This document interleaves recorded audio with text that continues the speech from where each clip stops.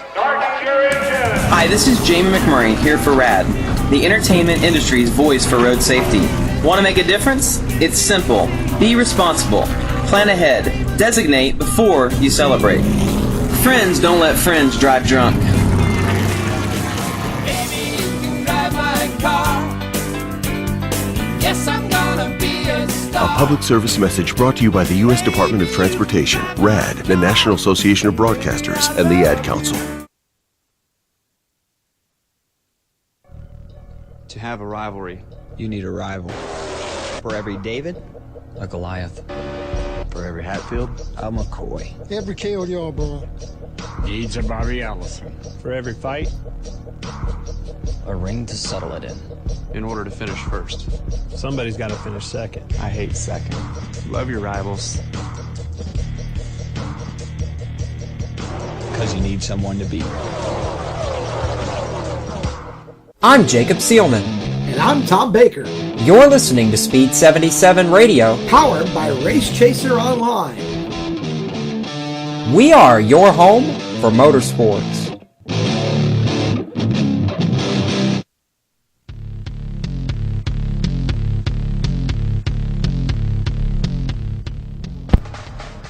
Good evening, everyone, and welcome to tonight's Stock Car Steel SRI Motorsports Show. My name is Tom Baker.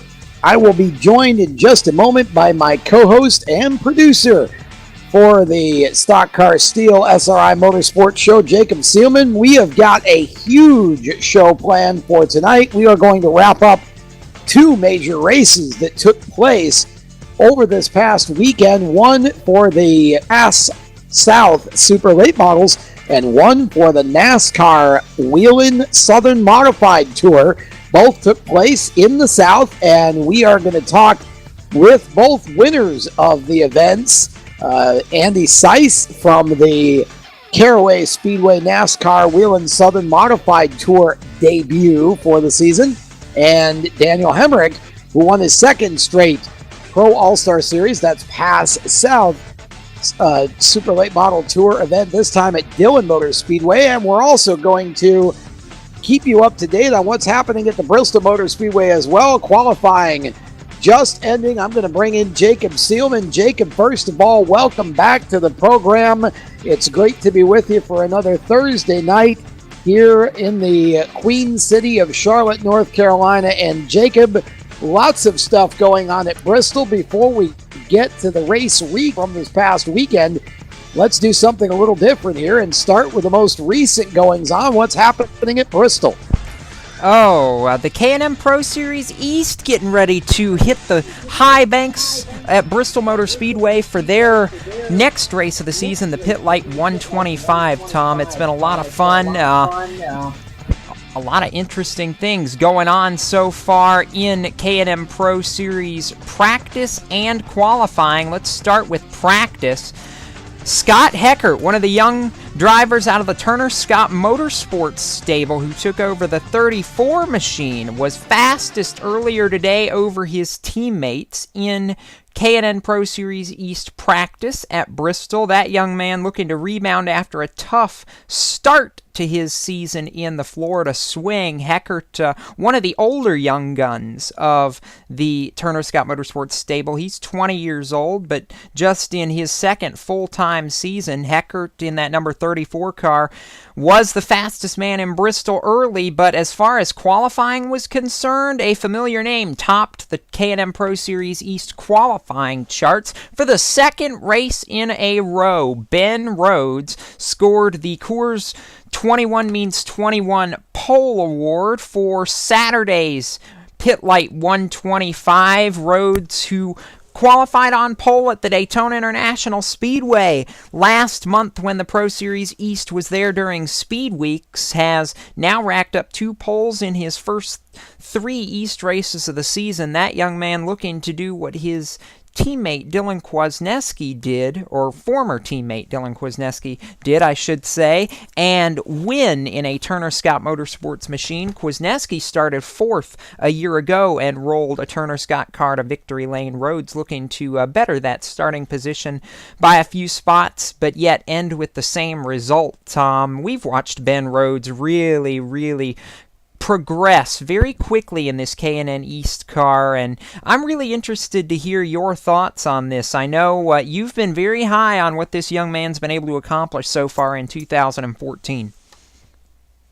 Well, I've watched Ben run since his days in a dirt go-kart many years ago, and watched him come up through the ranks in the Legends cars, of course, then into the late models, and now the K&N Pro E Series. And Ben has just steadily gotten better as a racer, and he's grown up and really come out of his shell in terms of his speaking ability and such as well. Yeah, Ben can flat drive a car, and he's really done a great job of adjusting to the heavier stock cars over the last year. And this year, in the Pro E Series, I wouldn't be at all surprised to see Ben win multiple races. This was a good situation for him at Bristol, picking up the pole here. I can't say I'm surprised, but you think about just the competitiveness amongst the drivers in the Turner Scott stable, let alone all the rest of the competition. And anytime you can win a pole in this series or a race, you've done something, because this is about as competitive as I've ever seen this K&N Pro E Series. We're going to be in for a treat at Bristol Motor Speedway with these guys, and I think the race is going to be an awful lot of fun to watch. Yeah, it is. 38 cars making up the starting field for Saturday afternoon's event. Ben Rhodes on the pole knocked Brandon Godovic off of the provisional pole. He was the second to last car to qualify, and Godovic, who won at Greenville Pickens Speedway last year in the K&N Pro Series East, really proving that he's got something for these half-mile, these short bullring type racetracks. Austin Hill qualifies third alongside Cale Conley, who's going to be doing double duty this weekend, not only running in the K&N Pro Series East on Saturday, but also running in the NASCAR Nationwide Series on Saturday for Richard Childress Racing. Gray Galding and Kenzie Ruston make up row 3, Cameron Haley and Lee Pulliam, the two-time Wheelin' All-American Series champion, in row 4. Matt Tift and Jesse Little complete the top 10. And Tom, one of the notables, though, that's not in that top 10 that I want to talk about is a driver who has had all the momentum in the K&N Pro Series East over the last couple of races. Daniel Suarez qualifies 17th, very uncharacteristic of that number 6 Toyota team. Suarez going to have a long way to come and not a lot of time to get there on Saturday afternoon, only 125 laps. Yeah, and somebody says, well, it's 125 laps. He should be able to pass 17 cars. Well, not quite so fast here. Not to say he won't do it, but you're right. At a track like Bristol, starting 17th is really a disadvantage. It just goes to show how tough track is, though. It's not really like any other track that they run at. And, it just has its own characteristics. You're either good there and you love it, or you're bad there and you hit. And Daniel Suarez is certainly capable of getting to the front, but he's going to have to work for it. And I don't know. This is it's going to be interesting to see what happens when the green flag drops with him, because I don't think it's going to be quite so easy to make up that kind of ground. He's going to have to really work hard and probably wrinkle a few fenders as well if he's going to get to the front and challenge for the win. And oh, by the way, the driver who starts third, Austin Hill, won the K&N Pro Series East most recent race on a concrete surface. He won at Dover last fall. So Austin Hill proving he still knows how to get it done. Going to run a limited schedule this year, but he's shooting for victory lane, and we know how good he is at these big, we call them the big money shows, so to speak, but these races that are run in conjunction with the NASCAR National Series, your Bristols, your Loudons, your Dovers. We've just seen guys like Austin Hill and Cole Custer step it up a notch when all the big eyes are watching. Yeah, definitely should be interesting to see what happens when the green flag drops in this one. 125 laps, a very close race. I think this race will be as good as anything else going on this weekend at Bristol. I really think this is going to be a challenging and exciting race. These kids are going to get after it. It's going to be an awful lot of fun to watch.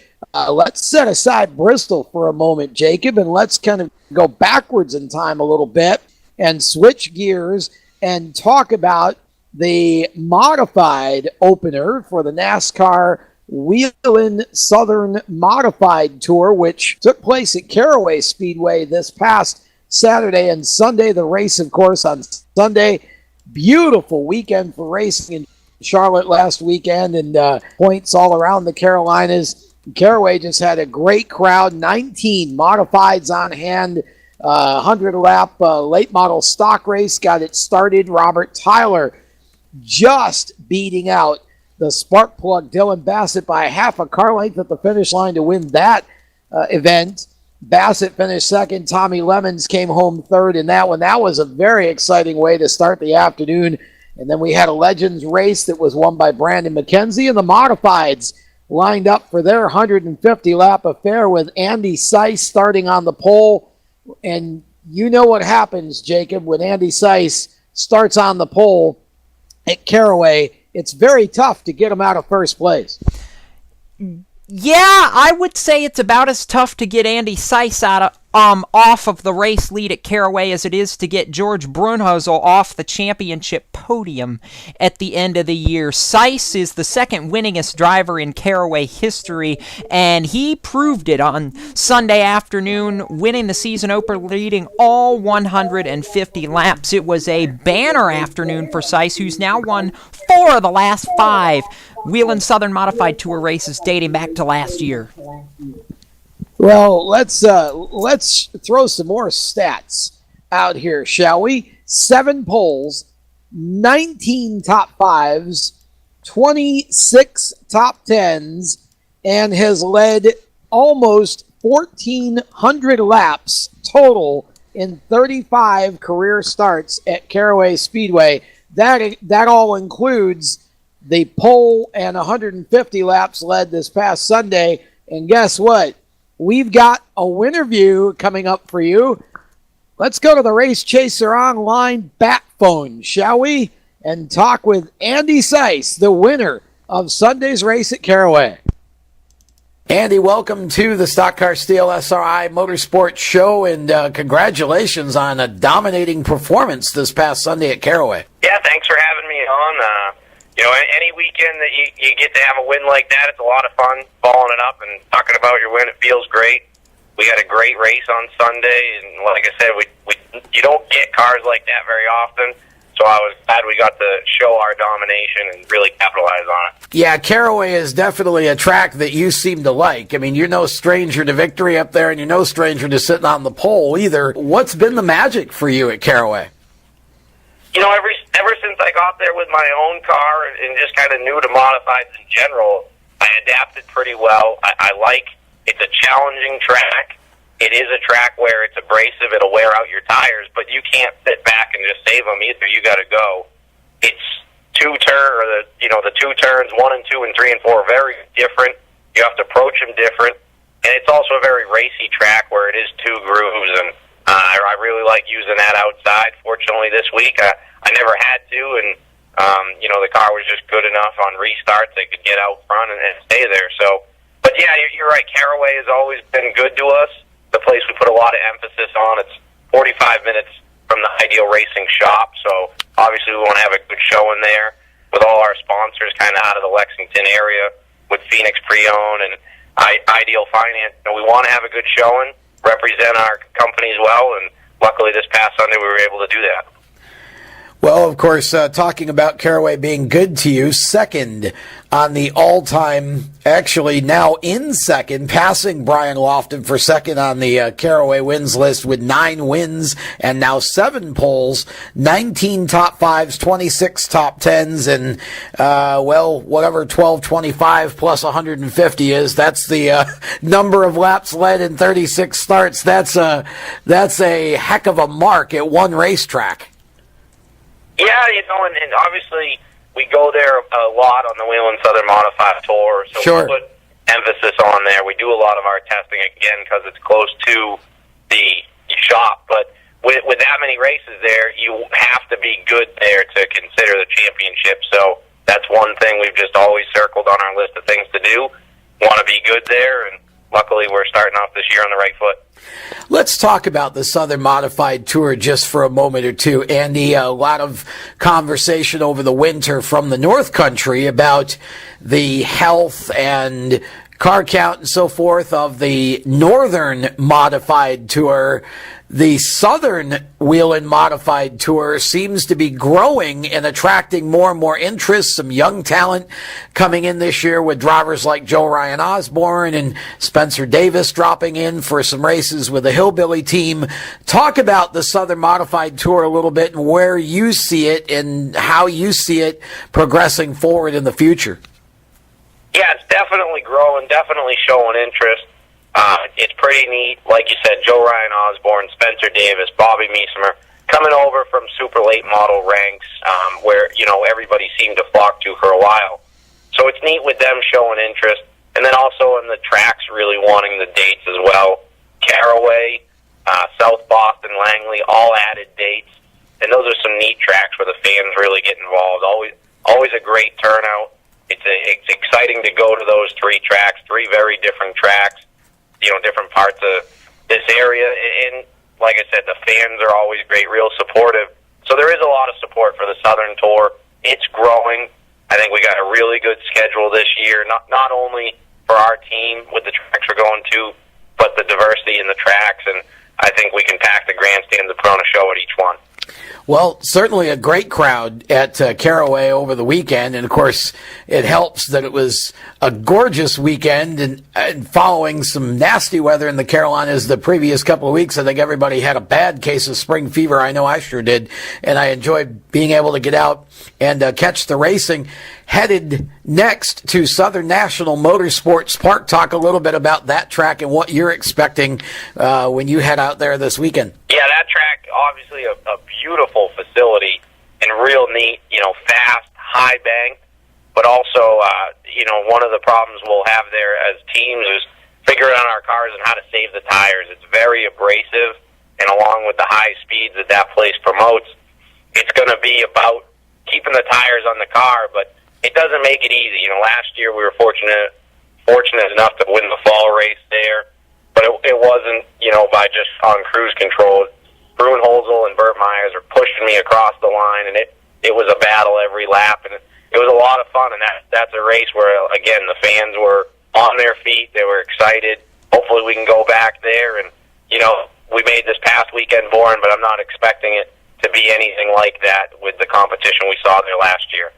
Yeah, there definitely is a whole lot of competition on the Southern Modified Tour as well. We didn't really haven't really focused too much on that, but you get Bert and Jason Myers and Jared Bertuccio and yourself and Georgie and Danny Bone and all of those guys. I mean, this is a really competitive series, a great mix of youth and experience and really kind of a culture mix with Northerners like yourself who are down here now, Southerners like the Myers boys and such, and it's really, I think, something that could serve as a bit of a future for modified racing, and it's good to see that it's still alive down here in these parts. Yeah, I think you really hit on it, and one thing with the popularity of modifieds is it's not so much of a development series. There's a lot of veterans in it, like the Myers and Bruin Holzel, and, you get a lot of the fan base sticking around because they can come each year and cheer on the same people, but fresh faces as well, the future of the series in the Joe Ryan Osbornes and Spencer Davis. And the competition is there. Like you said, when you have the same people running the series year after year, They got a thick notebook, especially on the tracks we're returning to, and that's what makes the competition so good. So it's a really exciting deal. The modified tour itself, I think, is really growing, and really excited to get back at it this weekend. Talk about what the future might hold in store for Andy Seiss. Are you happy where you are with being a modified racer? Are you still looking to move on and up in the sport? I mean, you look at somebody like a Ryan Preece getting an opportunity. Is that still something that you see or would like to see in your future, or are you happy just doing what you're doing? Well, I am definitely happy with my home at Ideal Racing. As soon as I got hooked up with Eddie Harvey, we just really hit it off. And a lot of my same crew members from Riggs Racing. And it's truly become a family. But, I moved down here to further myself in racing. And, it was hard to get those opportunities living in New Hampshire, kind of out of touch. So moved down here about a year ago. I did get one team, Jim Rosenblum Racing, to offer me to drive the truck at Rockingham. Didn't get it in the show. I got to test an ARCA car at Daytona with Brian Doza, and that's been awesome. And I want to do that, but this next year, to be honest with you, I've kind of cut back on my extra stuff. I'm focusing on being in better shape mentally and physically, getting to the gym, and I really want to do the best job I can for Ideal Racing. And it's allowed me kind of cutting back what I'm doing to be in the race shop more, and just it's great for morale. It's great just with the guys, and that's what my target is this next year, is to do the best job I can for them. But at the same time, I love to race. I'm looking to race something else every weekend I got off. I want to race something, and hopefully the opportunities will come. Well, certainly, if Caraway was any indication, your new dedication to what you're doing for this year with Ideal Racing certainly got off to a great start. So congratulations on a great run. Going to give you one more chance here to give a shout out to all of the sponsors and such, because we know how important they are. Yeah, like I said, Phoenix Pre-Owned Motors, Ideal Finance, Raymock Race Engines, First Choice Auto Repair, Racing Electronics, Pro Systems Brakes, all the people that make it happen, absolutely couldn't do it without them. And, of course, all my crew guys that work hard week in and week out. And, I was just glad that we were able to reap the benefits of all the hard work those guys put in this past weekend.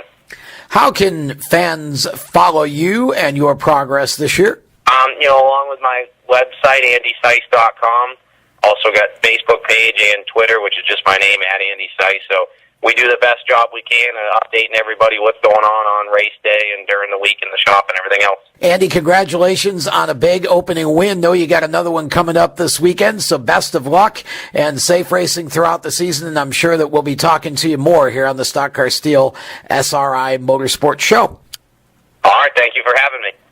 And with that, we will take a caution flag. When we come back, we'll talk more motorsports. You are listening to the SRI Stock Car Steel Motorsports Show on Speed 77 Radio and Race Chaser Online. Stay with us. For 17 years, Stock Car Steel has been a leading material supplier to the racing industry. We're proud they're a motorsports content partner here at Race Chaser Online. The biggest names in NASCAR trust Stock Car Steel for raw materials such as carbon steel, chrome moly, DOM, aluminum, plastics, and much more. You can't build a race car without the basic materials, and Stock Car Steel is the place to get them. Don't forget to also visit Stock Car Steel's sister company, SRI Supplies, for racing and industry. SRI is the place to go for all your shop supply needs. Nuts, bolts, rivets, tapes, adhesives, cutting tools, chemicals, body shop supplies, paint shop supplies, lubricants, and more. A well-stocked race shop is a winning race shop, and the path to winning begins with 3 letters, SRI. For more information, visit StockCarSteel.com or SRI-Supplies.com. Check them both out on Facebook or call them toll-free at 1-888-752-7272, 1-888-752-7272. If I had a nickel. If I had a nickel. If I had a nickel for every time I wish my car had a horn. If I had a nickel for every time. For every lucky charm I have brought to the racetrack. If I had a nickel for every wardrobe change I had to make. Man, if I had a nickel, if I had a nickel for every time I could've, woulda, shoulda. If you had a Sunoco Rewards credit card, you'd get a nickel for every gallon you pump. Go Sunoco. I'm Jacob Seelman. And I'm Tom Baker. You're listening to Speed 77 Radio, Powered by Race Chaser Online. We are your home for motorsports.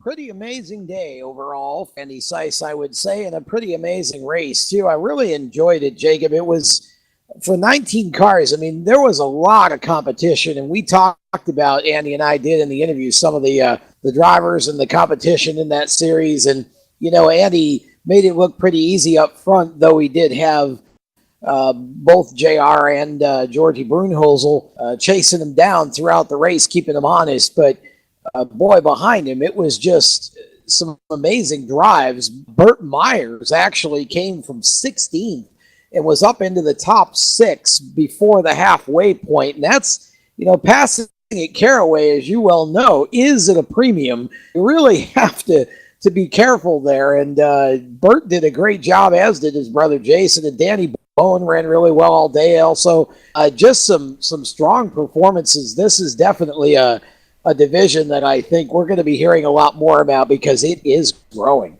Yes, it is, and growing in a relative hurry. I'm really excited to see what the Southern Modified Tour can produce this year. Like you said, Burt Myers, 16th to 4th by the checkered flag, had a very strong run. His brother Jason coming in right behind him in 5th. Can't forget about the 4-time Tour champ, Georgie Brunhosel, finishing 2nd to Andy Seiss. Strong run for the man who's trying to become only the second driver in the modern era to win 5 NASCAR Modified Championships. Of course, we've seen Richie Evans with 9, but several of them before what we consider the modern era, the Modified Tours, and Brunhosel, of course, with the record in Southern Modified Championships. But a couple of rookies, too, Tom, that we talked about having some really strong runs in the form of Joe Ryan Osborne and Spencer Davis, who finished 10th and 11th. And boy, they put on a great battle towards the end of the 150 laps. Joe Ryan held the 10th spot. Spencer wanted it, though, in that Hill Racing number 79 machine. They really were fighting tooth and nail to see who the last car to get top 10 honors was going to be. Those two have impressed in a very long line of starts that they've run over the last few years, and I think it only goes up from here for both of them. Well, yeah, I agree, Jacob. Joe Ryan actually qualified 5th and really thought that he ran top 5 early on, and I thought that there was a chance he might finish in the top 5 to 7, but of course then he faded a little bit after the halfway break, and Spencer pretty much was 10th to 12th right in there most of the day. I think he might have gotten as high as about but there's a driver, too, that's definitely going to progress as the season goes forward if he keeps running that Hillbilly Racing 79. Both Joe Ryan and Spencer are great additions to the Tour. It's just like I talked about with Andy. It's a great mix of youth, experience, and a lot of north-south influence in this particular series. So the point I was trying to make with Andy was that even though it seems like perhaps the northern part of the Whelen Tour may be down a little bit this year, the southern part of the Whelen Tour is up a big way. They do go to Southern National this coming weekend, as we talked about, and then on the 29th, they are back at Caraway Speedway, and that should be a good show.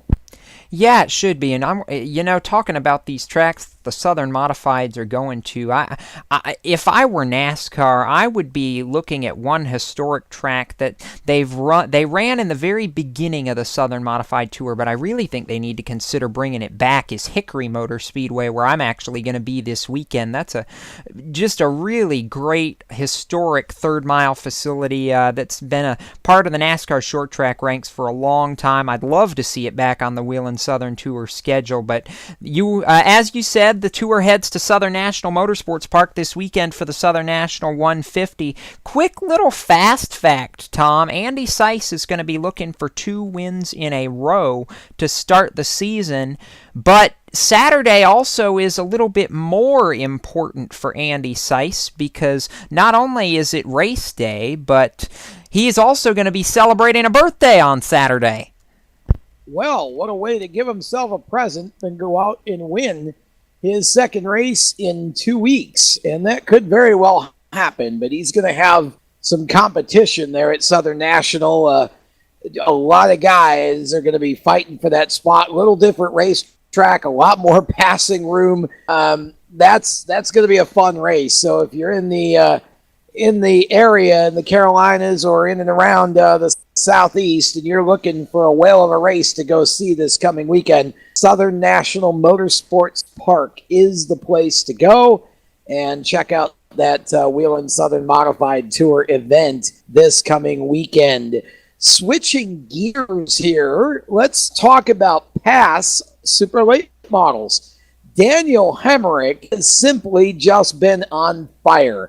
It seems like no matter what you put this kid in, he just finds the front of the field and gets there. He has won both of the PASS South Super Late Model races this year, and both of them in similar fashion. You didn't really hear much about him until it counted. And again, at Dillon Motor Speedway, Daniel Hemrick passing Cole Tim with under 25 to go and taking home the checkered flag.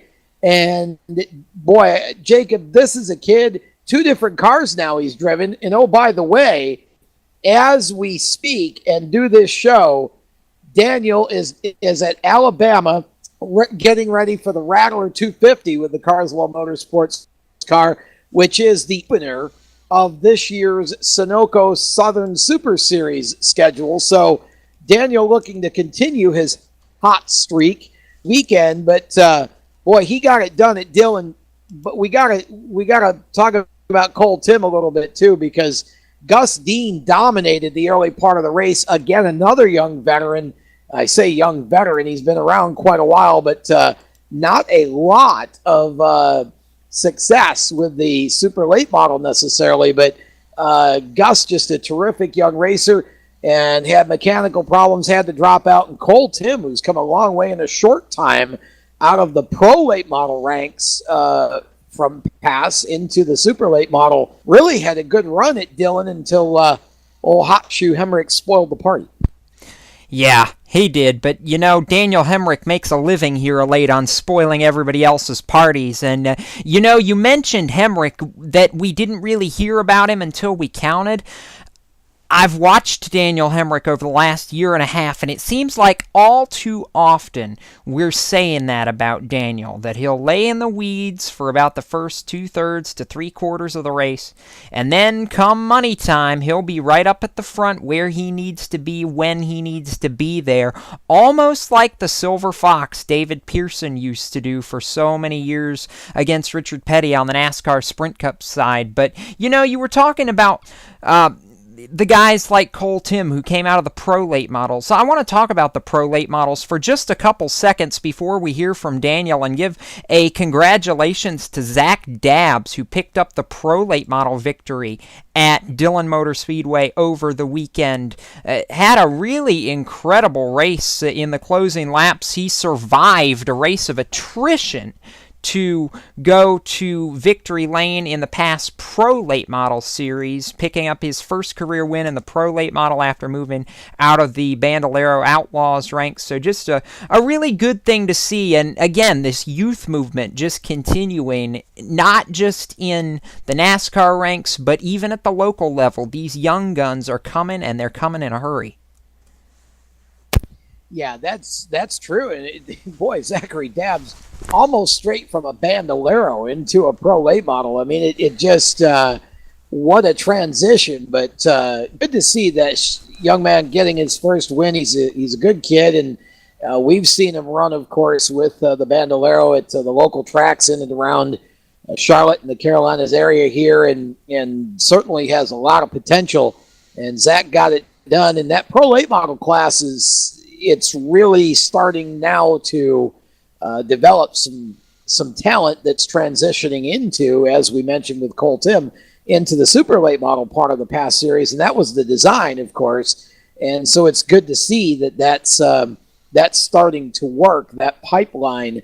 So yeah, congratulations to Zachary Dabbs. But let's hear from Daniel Hemrick. He and I talked about his penchant for basically coming out of nowhere toward the end of the races. Let's go to the Race Chaser hotline and hear from Daniel Hemrick what he had to say. Daniel Hot Shoe Hemrick joining us once again on the Stock Car Steel SRI Motorsports Show. Daniel, winner of the 9th annual South Carolina Clash and his second straight Pass South late model Tour Series race. Boy, Daniel, I got to tell you, 2 wins in 2 different cars, and both of them late race surges. This one, a late race pass of Cole Tim. Talk a little bit about this last win here. This has got to be just amazing for you to start off the season this way. No, absolutely. Anytime you start a season out with 2 wins, it don't matter if it's in a lawnmower or a race car. It feels good to win in anything. So to start off 2014 that hot with two different teams, and especially with the Cars and Motorsports getting our win early with them in the season, it's big for everybody and it's huge for the momentum moving forward. Well, talk about this race at Dillon. Now, you closed in on Cole Tim. Cole actually having a nice run to get his season started in the Carolinas, and looked like he was going to give you some fits, but you were able to get by him for the win. Talk a little bit about this race in some detail for us. Oh, well, like I said, we went back to Dillon, for this past race with the same setup that we'd won with last fall at Dillon with Cars and Motorsports. And we unloaded, and we thought we were pretty decent all weekend, and just I didn't feel like the raw speed that we had the time before. As the race broke down, I didn't think we were going to have enough to get to the front.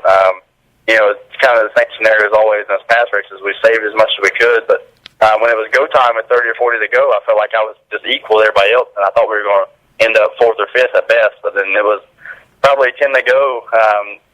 I guess it's probably 25 or 30 to go. We had a caution, and everybody took off. And then about 15 to go, it was like a light switch flipped, and everybody backed up a lot at one time.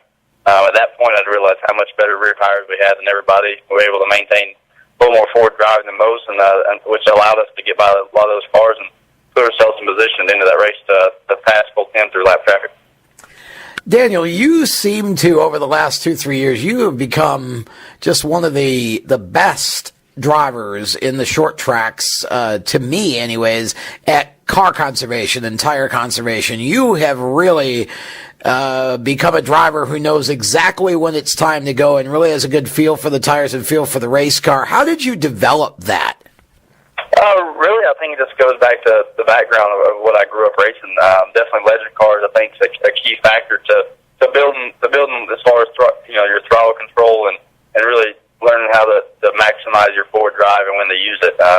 With that being said, it's translated well into the super late models with the light race cars and not a lot of grip at the end of the race like that. So, in the beginning of those races, we fire off and may not have the raw speed, but we've set ourselves up for the end of the run, and 9 times out of 10 it works out. But I mean, every now and then it bites you, but so far it's worked out pretty good for us. Yeah, that definitely was a good run for you this past weekend. Of course, Gus Dean having a great run in that race as well, till he had some mechanical problems. And want to mention Zachary Dabbs getting his first career Pass Pro Late model win on that race card as well. Daniel, you got one coming up this weekend, not one to sit idle. You're headed to where, Alabama? Yes, we'll be in Opp, Alabama, racing the Rattler 250 this weekend. It's actually my first run at the Rattler 250, so I'm excited about it. I've had to watch it for the past couple of years, and I'm actually really pumped to take part in it this year. Well, it sounds like a lot of fun. First race in the Sunoco Southern Super Series for the year, and you're going to be in the Carswell car again, right? Yes, sir. That's the plan, and hopefully we can start that series off well. And like I said, our momentum going forward is looking really good. Now, for those who are a little confused here, you've won in 2 different cars the last couple of weeks. Talk about your arrangement with those particular car owners. What are you doing with whom this year? Has that all even been determined yet? Really, right now, the team I won with at Greenville, Woodman Racing, Dickie and Becky Woodman, That's just a couple race off deal. Obviously, Greenville being our first race, and our next race with them is planned on being the Oxford 250. Other than that, I'll be full-time Southern Super Series and a couple other select pass events for Jake Indiana Carswell and Carswell Motorsports. So that's the main deal this year. I may jump in my own car a little bit here and there and run a couple shows, but the Carswell Motorsports is my main deal for the 2014. Gotcha. Now, the Oxford 250 is, of course, one of the biggest races for the late models, and I know that you went up north within the last couple of years and did some modified racing with the Hillbilly team, and you really were just kind of taken by the history and the legacy of all of that up there and all of those tracks. And I actually was just talking to Andy Seiss here a little while ago about that. And Andy down here, of course, running the modified tour.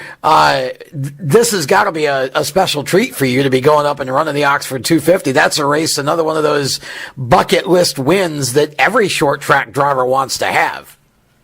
Oh, for sure.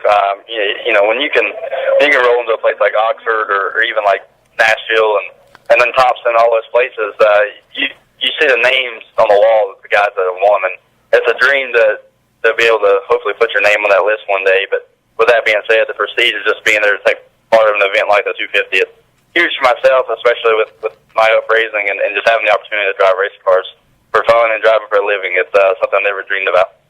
Well, Daniel, certainly a couple of big wins to start the season. The Rattler 250 beckons. Hopefully, we'll be talking to you after that one about another win. But at any rate, be safe, good luck, and look forward to seeing you down the road. Yes, sir. I appreciate having me on again. That's Daniel Hemrick, and we will take our second caution flag of the evening when we come back. More motorsports conversation. You are listening to the Stock Car Steel SRI Motorsports Report on Speed 77 Radio and Race Chaser Online. Stay with us. For 17 years, Stock Car Steel has been a leading materials supplier to the racing industry. We're proud they're a motorsports content partner here at Race Chaser Online. The biggest names in NASCAR trust Stock Car Steel for raw materials such as carbon steel, chrome moly, DOM, aluminum, plastics, and much more. You can't build a race car without the basic materials, and Stock Car Steel is the place to get them. Don't forget to also visit Stock Car Steel's sister company, SRI Supplies, for racing and industry. SRI is the place to go for all your shop supply needs. Nuts, bolts, rivets, tapes, adhesives, cutting tools, chemicals, body shop supplies, paint shop supplies, lubricants, and more. A well-stocked race shop is a winning race shop, and the path to winning begins with 3 letters, SRI. For more information, visit StockCarSteel.com or SRI-Supplies.com. Check them both out on Facebook or call them toll-free at 1-888-752-7272, 1-888-752-7272. I'm Jacob Seelman. And I'm Tom Baker. You're listening to Speed 77 Radio, powered by Race Chaser Online. We are your home for motorsports.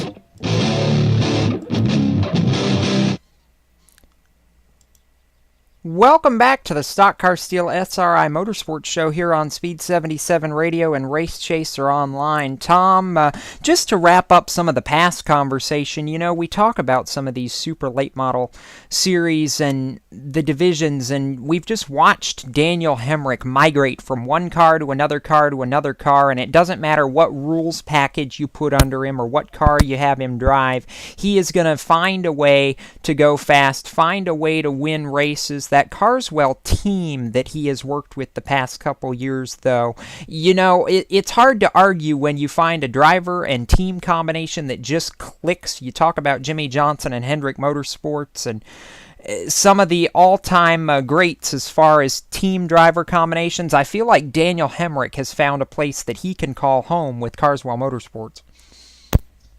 Well, I would agree with that, and you know, I think, but with the caveat that I really think Daniel mentioned the lawnmowers, I'm pretty sure he could probably bring a lawnmower to a super late model race and finish in the top 3 with it. He's just one of these young talents that is really special. I mean, you know, only comes along once in a great while. You see somebody like this that just grabs a hold of a division, and no matter where it is, whether he's running a pass race, whether he's running a Sunoco Southern Super Series race, whether he's running a modified race. I mean, no matter what it is, Daniel Hemrick is at the front of the field and really impressed a lot of people in his limited amount of time in the NASCAR Camping World Truck Series last year, and I surely hope that he gets an opportunity to get back behind the wheel in the Truck Series before this year's out. I know there's some conversation going on, but nothing anywhere near finalized as of yet. He's planning on really running mostly super late model races, and that's probably a bad thing for most of the competition, because you're right, he and that Carswell Motorsports team seem to be like hand in glove, and I don't see any signs of them slowing down anytime soon. If he's not winning races, you know he's going to be in the top 2 or 3, and a lot of that comes right back to what we've been talking about with his mental approach to it. He just simply understands that all that matters is that I take the checkered flag in first place. The rest of the laps don't matter. And he just runs the type of race that you have to run in order to be as successful as he is, just saving the car, saving the tires, and putting himself in the best position to win. And you have to have a little bit of luck to go with that. But, you know, Jacob, you make a lot of your own luck in this sport, too, by the way that you approach it. And Daniel Hemrick is certainly a shining example of that. Yeah, he is. He's just extremely calculated. He's so focused behind the wheel. He knows exactly what he needs to do to get where he needs to be on the racetrack, and he's so analytical in his approach that you're absolutely right. He's one of the smartest drivers I've seen behind the wheel of a race car in a very, very long time, and I feel like that is a quality that's going to bring him a very, very long way. And Daniel mentioned the Rattler 250 this weekend. He's going to be looking to defend his 2013 Southern Super Series championship. Won that title by 1 point over Bubba Pollard, and I can picture Bubba right now going, you ain't going to take this one away from me that easily. Bubba's going to make him earn the Southern Super Series title a second year in a row. He made him earn it last year, but Daniel just really went out and took it after Bubba encountered problems in the final race. So the Rattler as the season opener, always one of those grueling super late model races that it always seems like the cream rises to the top in. So we'll have coverage of that, I'm sure, on next week's show, Tom. But another thing that we want to hit before we close the show tonight was the announcement, courtesy of NASCAR, IMSA, and AMA Pro Racing, about a new initiative for short track and regional touring series racing for 2014 that's going to put short track racing and the ability to view said short track racing back in the hands of the fans again. Yeah, this is something that really intrigued me, because I really have believed for a while that it's about time that we started focusing on putting short track racing and some of the short track series into a bit of a brighter spotlight. And of course, you know, for the longest time, all you saw on TV and even streaming live on the internet, you know, were the major series of and you saw very little except for what Xan is doing on the dirt side, mostly of things. You saw very, very little short track racing even broadcast live on the internet. Well, guess what? Fans Choice TV is now officially announced, and as you said, it's going to cover a mixture of AMA and NASCAR, and as well as IMSA. And this is going to be really cool, because a lot of these shows that we're talking about on the Stock Car Steel SRI Motorsports Show, and a lot of the races that we talk about on Motorsports Madness on Monday nights here on Speed 77 Radio and Race Chaser Online, you're going to be able to now see these races live free of charge, which is really the most amazing part to me, Jacob. This is a really neat deal just for people to be able to go to the site. They don't have to register. Just go and watch the races. A lot of the Southern Modified Tour races, the K&M Pro Series races, a lot of even some of the NASCAR Wheel and All-American Series races are going to be on. So this should really be an interesting venture to watch. It's going to be a really interesting venture to watch, and it's one that I'm personally extremely excited about because for months, and really even all the way back to about 2012, drivers have been pining for live coverage, especially of some of these K&M Pro Series and Whelen Modified and Southern Modified events on the NASCAR side. Live coverage, because oftentimes these races are the best races of the weekend, and the fans don't really get the live exposure to them and get to learn the names of the drivers who are going to be the next generation of NASCAR. Now they get that opportunity. It's also going to boost the sports car side of things for IMSA and for the Tudor United Sports Car Challenge and Continental Tire Sports Car Series, as well as the AMA Pro Road Racing side of things, and that is actually going to be what kicks off fanschoice.tv this weekend, the 73rd running of the Daytona 200 for AMA Pro Road Racing Daytona Sport Bikes this weekend, Saturday, 1 p.m. Eastern, live from the Daytona International Speedway on fanschoice.tv. It's going to have live timing and scoring, audio commentary from the track's PA system. It's going to be a lot of fun, and for guys who have not been exposed to a lot of motorcycle racing and may say, oh, road racing ain't going to be that interesting, you've not seen anything yet. These guys are some of the bravest drivers on the face of the planet for what they do, and they don't have near the safety equipment that these stock car and modified drivers have. So if you want to see an exciting race on Saturday afternoon, check out the Daytona 200, 1 p.m. Eastern on Fans Choice TV. Over the course of the season, you'll see practice and qualifying for the Tudor United Sports Car Championship, the Continental Tire Sports Car Challenge, all of the AMA Pro Road Racing events, courtesy of fanschoice.tv. Whelen All-American Series racing from Langley Speedway, Lake County Speedway in Ohio, and Evergreen Speedway out on the West Coast in Washington, as well as select K&M Pro Series East and West races, and Whelen Modified and Southern Modified Tour events, and to top it all off, the NASCAR Touring Series and Whelen All-American Series awards banquets in December, with potential additions for even more to come over the course of the year, Tom. So you want to talk about getting your fix of touring racing? 2014 and Fans Choice TV is going to provide us with just that. Yeah, this is going to be really exciting because if you can't get to the racetrack, you can watch it on fanschoice.tv. And again, a lot of the stuff that we cover, that we talk about every week, you'll be able to watch and see for yourself.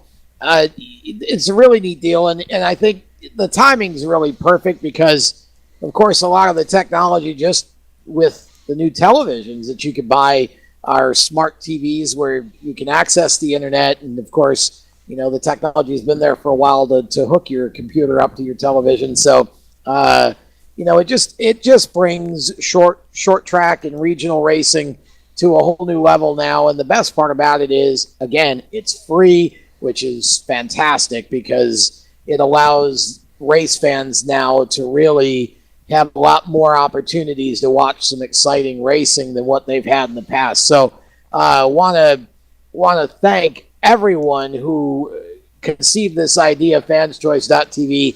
This just is a really neat deal, and a whole lot of excitement and anticipation has gone into this.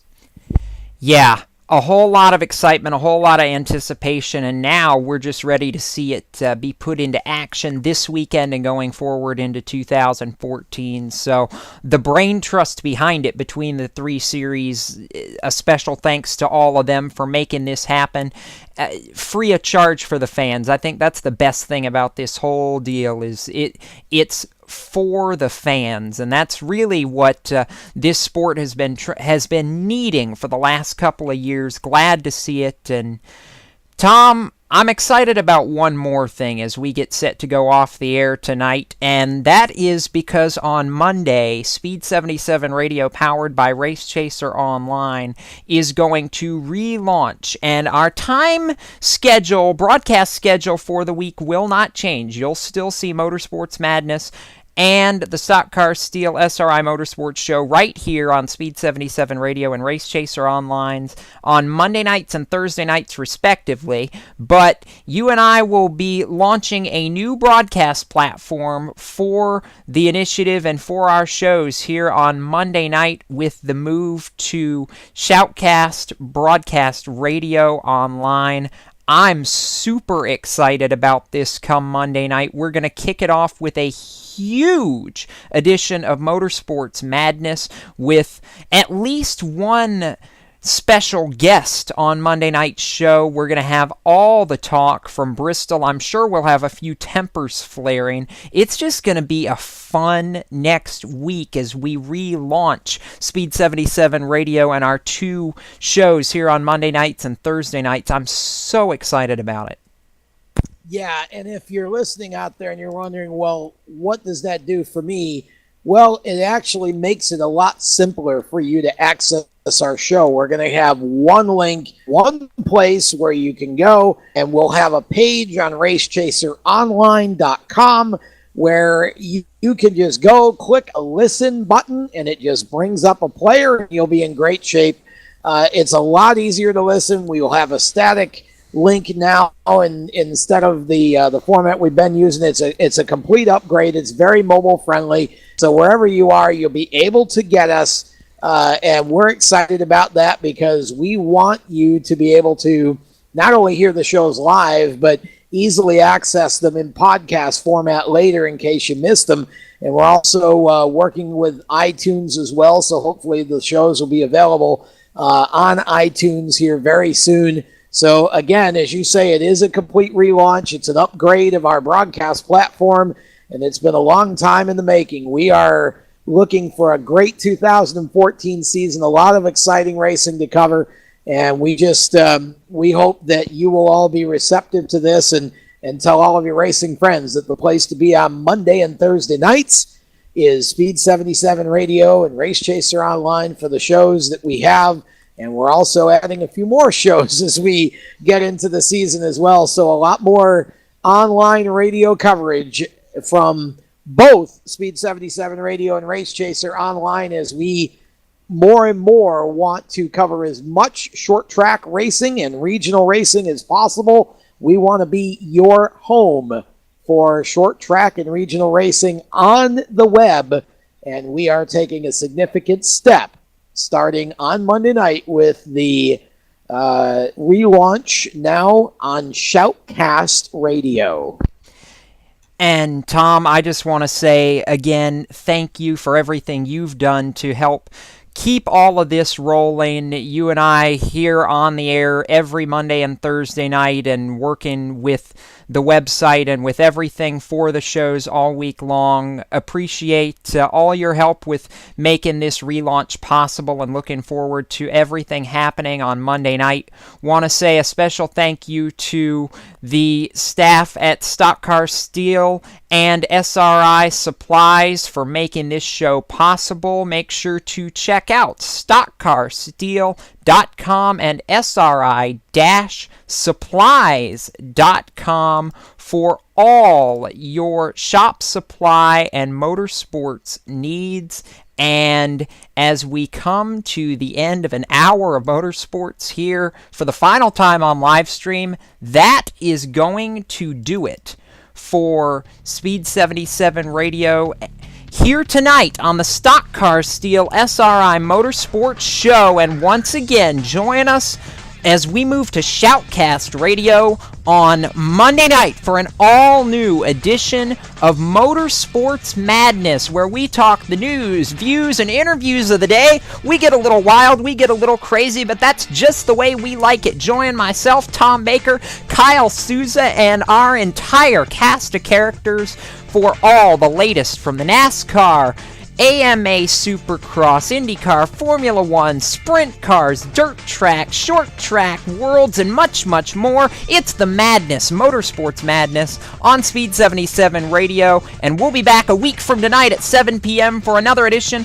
of the Stock Car Steel SRI Motorsports Show at 7 p.m. Eastern, right here on Speed 77 Radio. But for now, for my co-host Tom Baker, I'm Jacob Seelman, reminding all you race fans out there to keep it off the wall until we meet again. If you're going to the races this weekend, race fans, have a safe trip, and we'll see you at the track. Until next time, so long.